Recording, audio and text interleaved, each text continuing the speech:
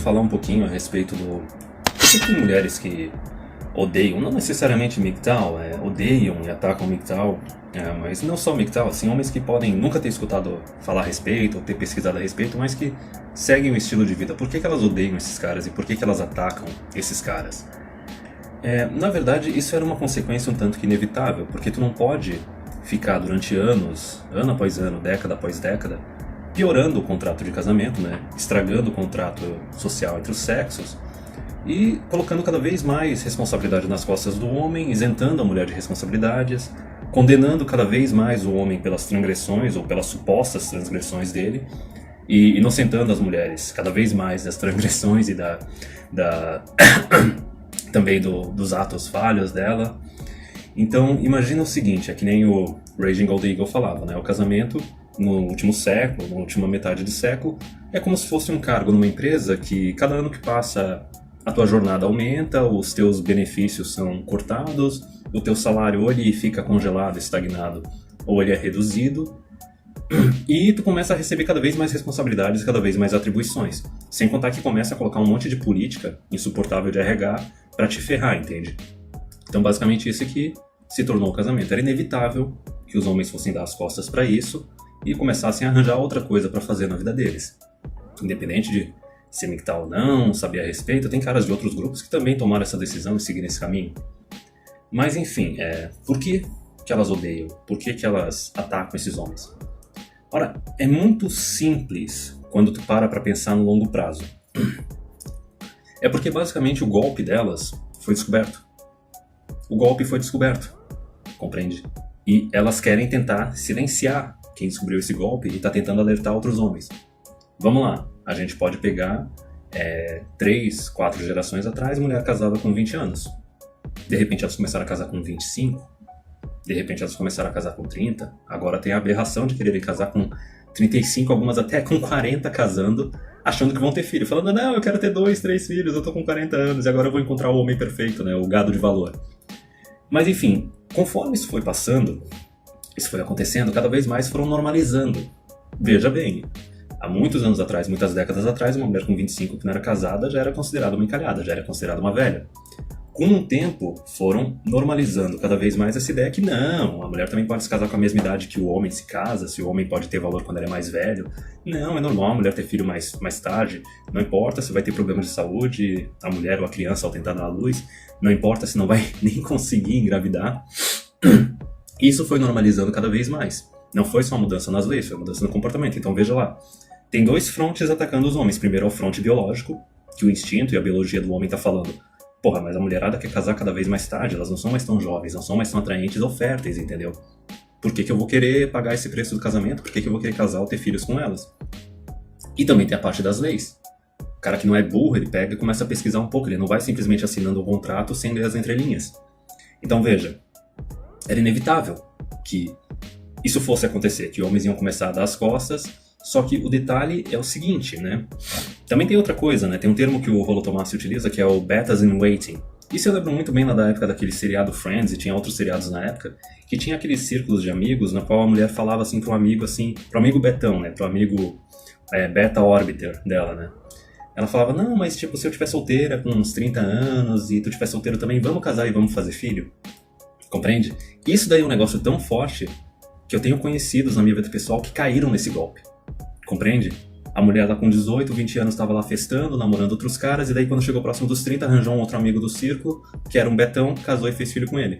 Virou até dona de casa. Enfim, então veja só. É uma armadilha. Era um golpe. O golpe, a armadilha, ele foi descoberto. Porque não foi só a parte legal. A parte legal querendo dominar os homens cada vez mais, como se fosse... Qual tipo de armadilha que eu... É como se fosse fechando uma gaiola em torno do homem. Certo? A gente não fala nem que o homem casado hoje em dia ele é um castrado, ele é ou domesticado. O cara tá enjaulado, o cara é um escravo. Então não teve a esfera legal e ainda teve a esfera cultural, a esfera social. Cada vez mais tentando enjaular os caras. Então, com ou sem MGTOW, isso seria inevitável. Tu tem que ver que o homem ele reage a incentivos, ele faz o cálculo na cabeça dele, ele vê se o negócio vale a pena ou não, e daí ele decide se vai fazer ou não. Conforme as mulheres foram cortando cada vez mais os benefícios e aumentando os riscos e as exigências e se dispondo a fazer cada vez menos e oferecer cada vez menos pro homem, inevitavelmente eles iam se afastar. Isso ia acontecer. O próprio Stardust, ele falou isso anos atrás. E não só isso, eu lembro de um post do Barbarossa, também de anos atrás, que era de um fórum, coloca um fórum de uma década atrás, no qual tu tinha homens assim, os betões, que fizeram cursos de faculdade difíceis, que garantem um bom emprego, garantem um bom salário, e esses homens, eles já estavam decidindo naquela época o seguinte, que eles sabiam que durante a adolescência, ou começo dos 20 anos, eles não receberam atenção nenhuma de mulher, muitas vezes até no final dos 20 anos deles. E daí eles estavam decidindo, quando eles estão lá com uns 30, 35, formado com bastante grana, não, agora eu vou arranjar uma mulher 10, 15 anos mais nova. E dane-se, esse vai ser meu parâmetro, compreende? Então, como o Barbarossa falou naquela época, até mesmo os Blue Pills, tá? Os normies, os carinhas normais que acham que tá tudo de boa, até esses caras estão se adaptando.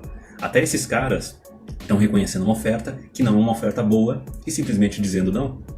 E com isso as mulheres não contavam, as feministas não contavam com isso. Porque é lógico, né? A libido masculina ela é muito mais forte que a feminina e elas achavam que elas poderiam ficar alterando o contrato, tornando ele cada vez pior para o homem indefinidamente, e os homens nunca iam dizer não, porque elas acham que a perseguida delas é o presente de Deus na Terra, né? A perseguida adorada. Mas enfim, por que elas odeiam e atacam MGTOWs e outros grupos aí masculinistas da menosfera? Por causa do seguinte, a gente está simplesmente acelerando o inevitável. É inevitável que os homens eles vão se adaptar a esses tempos modernos, eles vão começar a dizer não, cada vez uma quantidade maior, para uma oferta que não é boa.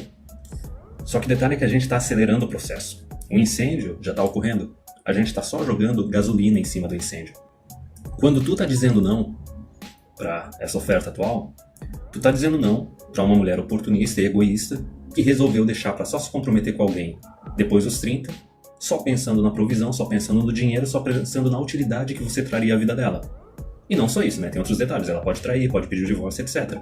Porém, quando tu vira as costas para essa proposta que não vale a pena e fica quieto e segue o teu caminho, tranquilo, não tem problema. Tu só tá impedindo uma mulher no mercado de tentar dar esse grande golpe. Porque, né? Nascimentos são 50% homens e 50% mulheres. Porém, a hora que tu começa a falar a respeito com outros homens, a hora que tu começa a alertar outros homens, aí é que o negócio é perigoso. Isso até é o que o Alan Roger Curie, que é um outro autor, ele fala, ele chama isso da beta male revolution, a revolução dos betas. Porque antes da internet, cada homem só tinha as experiências individuais dele e ele não compartilhava com outros homens. Não tentava aprender com as experiências de outros homens. Enquanto as mulheres, elas sempre compartilharam essas experiências. Certo? A partir do momento que surgiu ambientes privados, anônimos, online, em que os homens podiam compartilhar as experiências deles, aí o processo começou a acelerar cada vez mais. E mais homens começaram a se adaptar. E mais homens começaram, mais importante, a aprender com as experiências de outros homens. Eu tenho no meu canal homens de 40 anos, 45, homens de 30, homens de 20, 25, homens de 15. Então compreende isso. Quando tu detecta esse golpe, esse péssimo negócio, que é o relacionamento de casamento, união estável com a mulher atualmente, e o fato que ela realmente está te vendo só como um provedorzão, como um utilitário, ela já deu os melhores anos da vida dela para outros homens. E para ti, ela está reservando o caroço, compreende? Porque ela não tá nem aí para ti, ela tá só pensando no que ela vai receber de ti, totalmente egoísta, totalmente utilitarista. Quando tu começa a falar a respeito disso e alertar outros homens, tu não tá só tirando a oportunidade de uma mulher tirar proveito de ti e dar esse golpe em ti.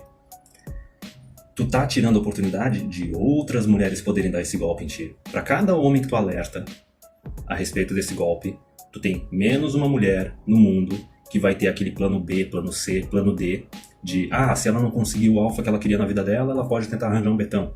Se os estudos dela não derem certo, não conseguir passar num concurso, ela pode tentar arranjar um betão. Compreende? Se a carreira dela não der certo, ela pode tentar arranjar um betão. Quer dizer, sempre tinha aquele beta em waiting, aquele beta sedento, com uma autoestima de lixo, que estava lá esperando para pegar alguma mulher rodada com 30, 35, e ele ia se considerar o cara mais sortudo do mundo por causa disso. Nossa, agora eu estou com essa mulher que era uma nota 8, nota 9 quando era jovem, e agora ela tá comigo, ela tá terminando comigo, então eu sou o vencedor. Não, cara, tu não é, cara, pelo amor de Deus, não faz isso.